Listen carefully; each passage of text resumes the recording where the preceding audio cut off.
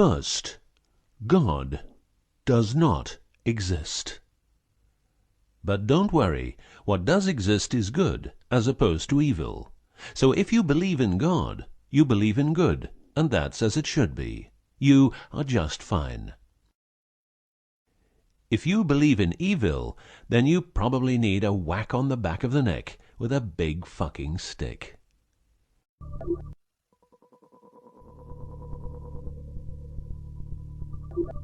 Around 5000 BC, we, Homo sapiens, were genetically modified by space aliens. These aliens first landed where the river Euphrates enters the Persian Gulf. The reason is that in that area, a high concentration of what is called monatomic gold is found in the seawater, while nowadays the highest concentration is found on the islands of Hawaii. The aliens were members of the Annunaki Empire and were on a quest to find this metal that is supposed to enhance and repair all bodily functions and stop the body from aging. Monatomic gold is what is called a superconductive metal. Superconductivity means that if you transport, for example, electricity through a line made of this material, you would not lose any energy as a result of heat dissipation. So if you input 100% of energy, you also output 100% of energy. Now apply this principle to your brain, which is a huge, sensitive electrical machine. The monatomic gold makes your neural pathways act like quantum drive superhighways. This means that all your senses will receive input optimally. In turn, these inputs will be processed optimally, and those parts of your brain you don't use will become more active, so enhancing your memory, making you better understand problems, allowing you to sense evil, detecting lies, becoming telepathic, and even being able to time travel in your mind by seeing the past or the future.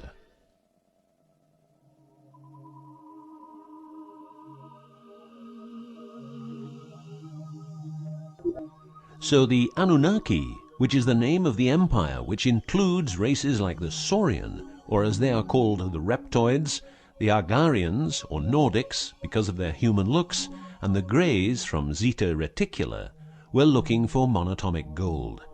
This involved enormous effort because it had to be extracted from seawater, or by processing it in such a way that the gold, usually in pairs of 8 atoms per molecule, could be separated into individual particles.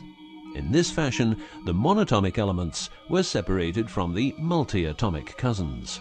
In a similar way, uranium-235 is produced. For the use as intelligent slaves, the Annunaki took a man, let's call him Adamski, and took out a part of a rib. This is because the rib is a part of the human body that can be removed without causing too much damage, and because the rib contains bone marrow, it's a perfect source for DNA. The Annunaki modified the DNA for a better manipulation of the humans and implanted it into a woman, let's call her Mulva. Mulva then had children with Adamski, and their children were, just like Mulva, genetically modified. These humans worked for the Annunaki, but not a lot of humans knew about the Annunaki, and then, for some reason, the Annunaki disappeared. An interesting detail is that the symbol for human DNA resembles the word Yah, which is God, but surely this is a coincidence.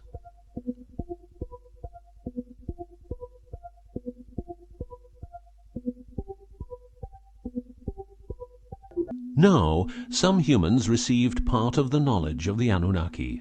The last known humans were the Jewish people who carried the Ark on their journey from Egypt to the Promised Land. Before them, the Ark was in the lands of the Sumerians, Babylonians, and Tibetans. This Ark, not the Ark of Noah, was known to have powers beyond human imagination. It could levitate and deliver the fire of stars, a dangerous firework-like display of power that occurred when the monatomic elements became unstable. To make them stable again, you needed to know certain secrets, and with those secrets you could preserve the Ark and thus its powers. The humans who were close to the secrets of the Ark had long and prosperous lives. The best known was Methuselah, who lived to the age of 950. Wherever the Ark is, the culture thrives, and over the centuries it moved from Jerusalem to Rome to London, and is now supposed to be in the United States of America. The Ark always moves west, and will always keep moving west. From the very beginning, the people who own the Ark have never given it away, and great care is given to preserve the bloodline's purity of the holders of the Ark. Renowned conspiracy theorist David Icke studied the bloodline of George W. Bush.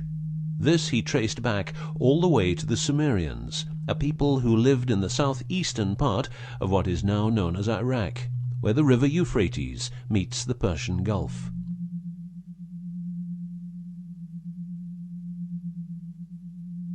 The secrets of the elements of the Ark, scientifically known as ORMs, orbitally rearranged monatomic elements, are nowadays hidden by secret societies that have control over society worldwide. The word ORM is the same as the Hebrew word which means the tree of life. ORMs consist of 8 metals. These 8 metals are ruthenium, rhodium, palladium, and silver, known as the light platinum group, and osmium, iridium, platinum, and gold, known as the heavy platinum group. Gestation of these metals in monatomic form prolongs life and enhances and repairs bodily functions. By following what is called a wide-spectrum diet, we can provide our bodies with monatomic superconductive elements. In other words, by eating a lot of grapes, carrots, all blue and dark red fruit and vegetables, and also much other fruit, vegetables, and fish.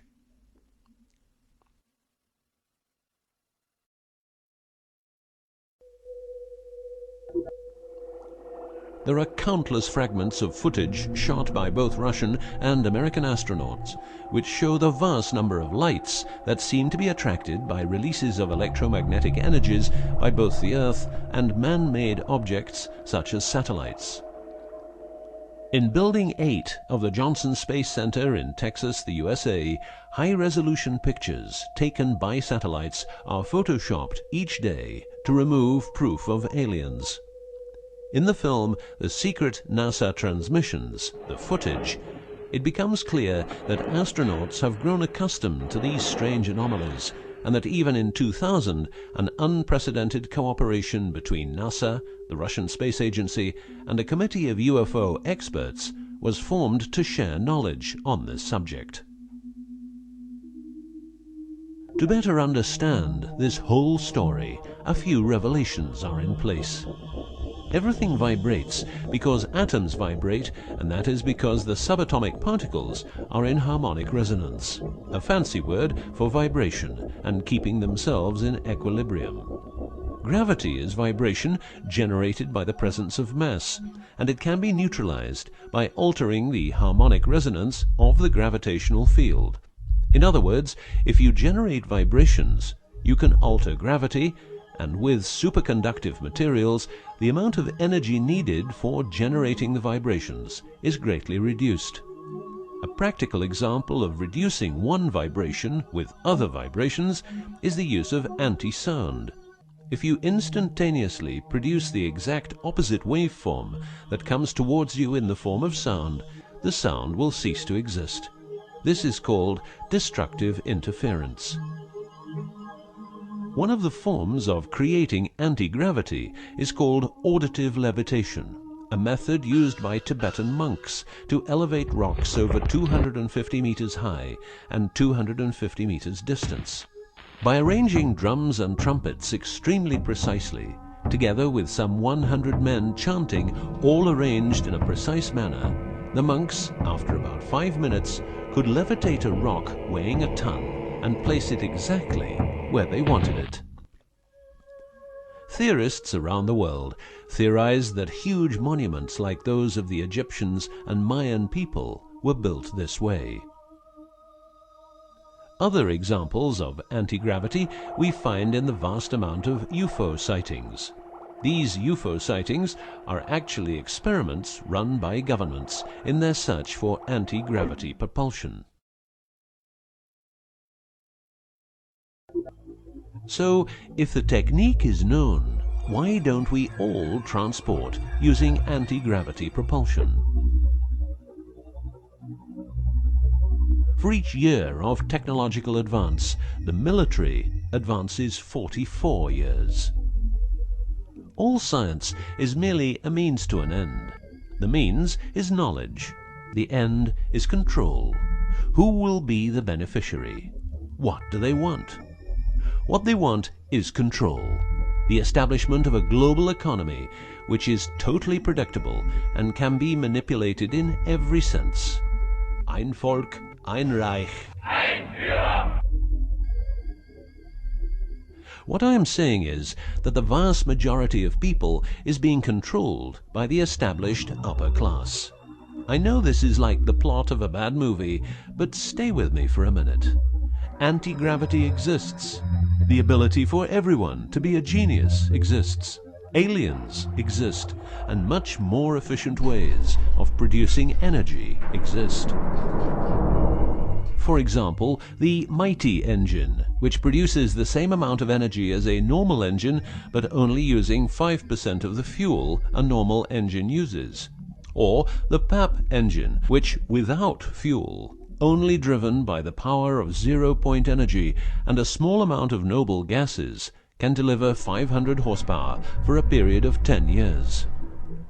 Or the Maternita machine of the Maternita commune, which has delivered 3 to 4 kilowatts out of thin air for the last 20 years. What would be the consequences for the upper class if they lose their monopolistic knowledge? What would happen to them if people would know about the secrets they're holding for us? If I don't need any more gasoline, what would happen? If I don't need any more electricity or gas, what would happen?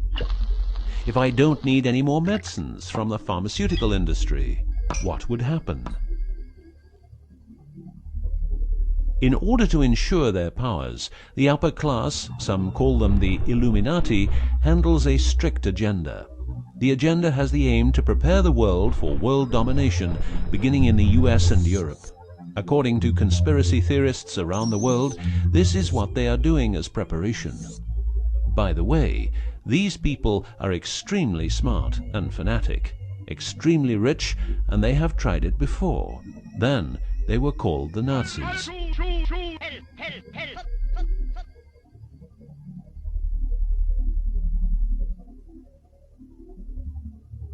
Although what you are going to see and hear sounds very peculiar, remember that a lot of people, for instance, ex-personnel of the US and UK armed forces, have been brutally murdered for making their information public.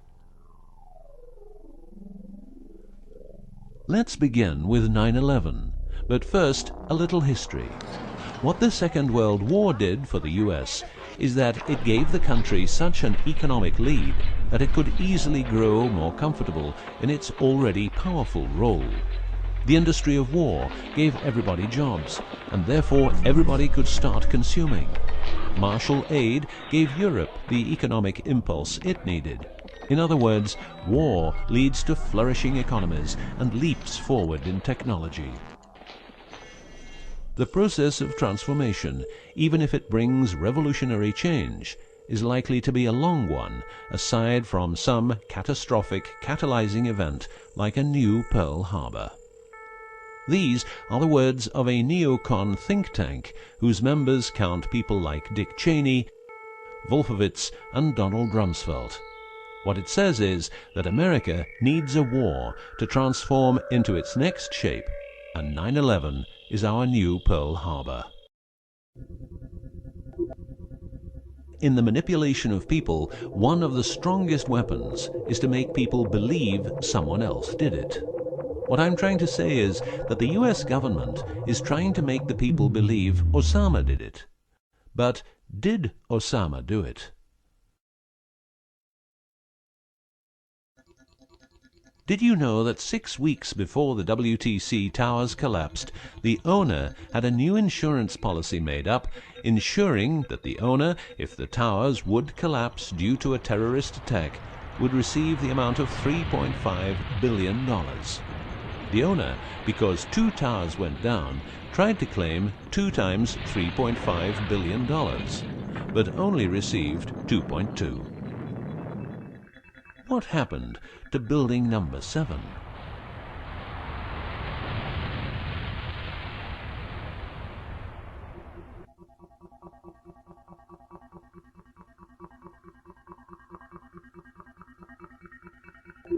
In order to control people who can be a hazard to the bad guys have control of a number of tools. One of these tools is the remotely operated electromagnetic frequency weapon. These use microwave, ELF, extremely low frequencies, and acoustic frequencies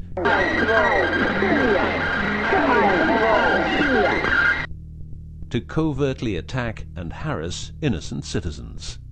The use of frequency weapons on humans for behavioral control and murder is not new. For well over 50 years, neuro-electromagnetic frequency weapons have been perfected for their covert use in warfare.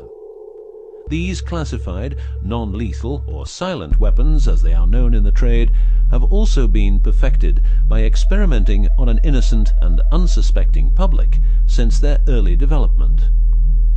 Directing a beam of frequencies to a human can cause a series of effects.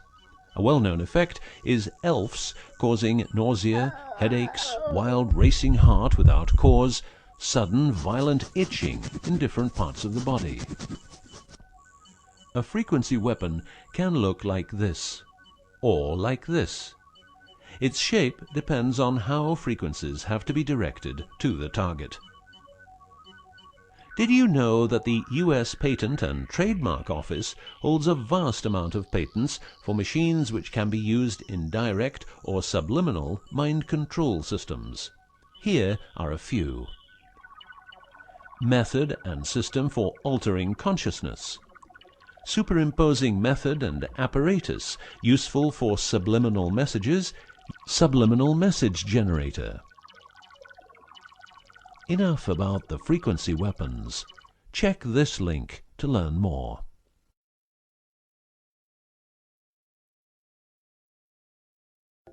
You will realize that to control people, you have to know what they are communicating. So in the 1950s, the UK and USA decided to set up the world's biggest espionage network to make sure all communications between Russians and spies or allies were monitored.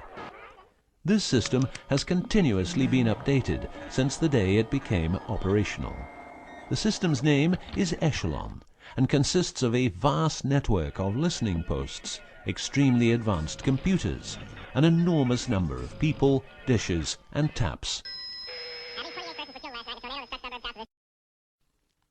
Echelon's computers capture every communication via Internet, GSM, UMTS, landlines, TV and radio broadcasts, satellite communications, private, military, and diplomatic, and listens to every word. The computers work with a list of keywords, and when a message contains one or more keywords, the message is directed to a specialist who examines the message. If it is suspicious, further action may be taken. Echelon centers are around the world, but here are the best-known locations. Menwith Hill, North Yorkshire, England. HARP, Remote Mind Control Computer Center, Alaska. Pine Gap, near Alice Springs, Northern Territory, Australia. Pine Gap has a complex of radomes, a huge computer room, and about 20 support buildings. The signals analysis section of the computer room is staffed exclusively by CIA and NSA analysts. Within the USA, Australia, and the UK, the NSA can plug into every telephone call and message entering, leaving, or transiting the country. The NSA is also constructing a network of towers up to 500 feet high, each tower at a distance of 200 miles from each other and stretching from the east to the west of the US. The network is called GWEN, Ground Wave Emergency Network. This network transmits very low frequencies combined with ultra-high frequencies and is used in case the communication systems in the US are rendered useless because of a nuclear attack. Coincidentally, the frequencies of GWEN coincide with the frequencies being used by frequency weapons. Also coincidental is the fact that mobile telephone systems like GSM and UMTS also operate in the same frequency areas as some frequency weapons. To further prepare for global domination, the secret US government, led by the corrupt holders of the Ark, also known as the Illuminati, or the New Global Union, or the New World Order, or just plain Nazis using the Eye of Lucifer as their symbol, has started building since the 1940s large underground bases with every commodity you can think of. These bases are basically large cities underground, connected by high-speed magneto-leviton trains that have speeds up to Mach 2. According to Phil Schneider, the black budget is a secret budget that garners 25% of the gross national product of the United States. The black budget currently consumes trillions of dollars per year. Presently, there are over 129 deep underground military bases, or DUMBs, in the United States. These underground bases were built using nuclear-powered laser drills that can drill 7 miles per day. Also, dedicated nuclear explosions were held to create large underground spaces. A lot of contractors work in these places, but never more than 3 to 4 weeks. Always under strict supervision, and before entering a site, they are warned that if they talk about what they see, it will cost them their lives. As mentioned, men are the result of a genetic modification by space aliens. These aliens have been on Earth for a long time and lived in large underground cities all over the world.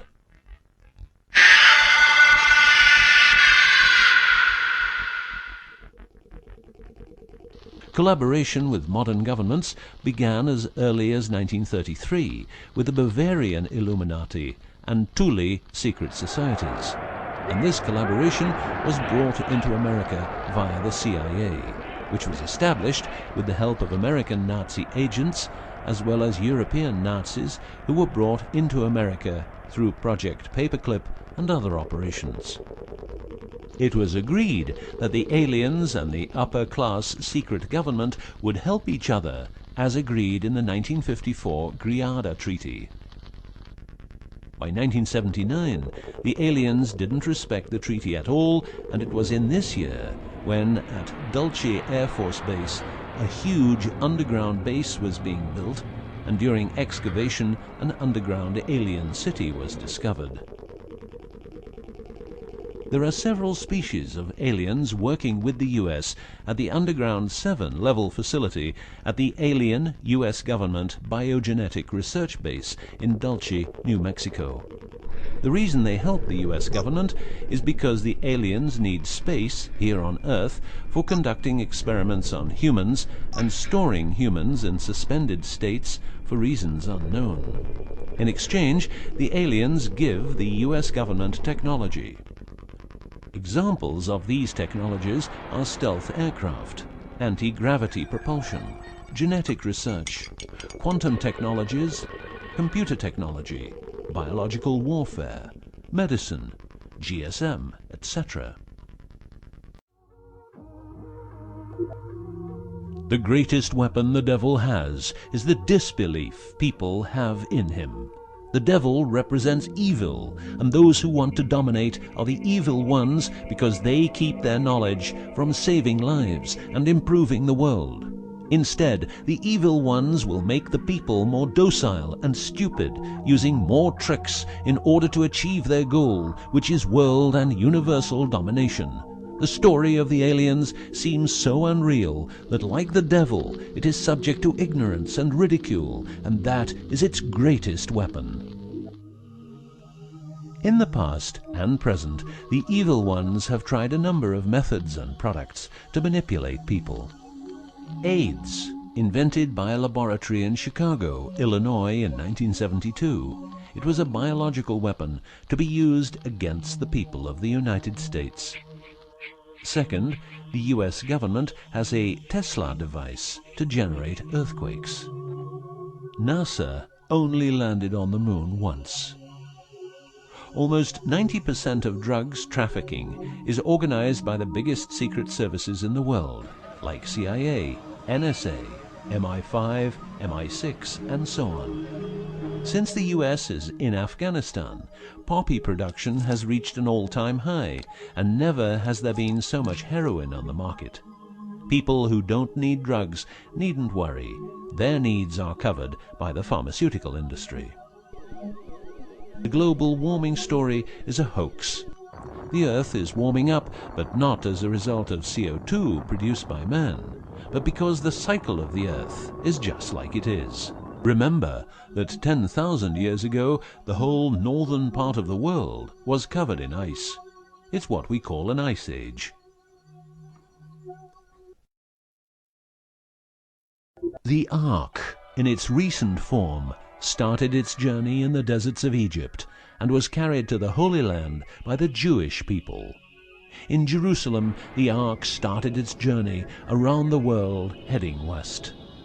Everywhere the Ark has been, one or more obelisks are erected as a symbol of establishment. In the future, the Ark will travel to China, Russia, Iran, until it reaches Jerusalem again, which means the whole world will be under the influence of Lucifer's eye. That will be the moment the Annunaki Empire will settle and rule Earth uncovertly. On many important sites in the world, buildings carrying symbols of Lucifer's return are common. The best-known example is the Pentagon, which suggests a pentagram referring to the Jewish symbolism and the symbolism of the Ark. Another example is the Israeli High Court. It's a building with dozens of satanic and secret symbols. Like the Eye of Lucifer, an inverted cross you can walk on. Its numerical anomalies.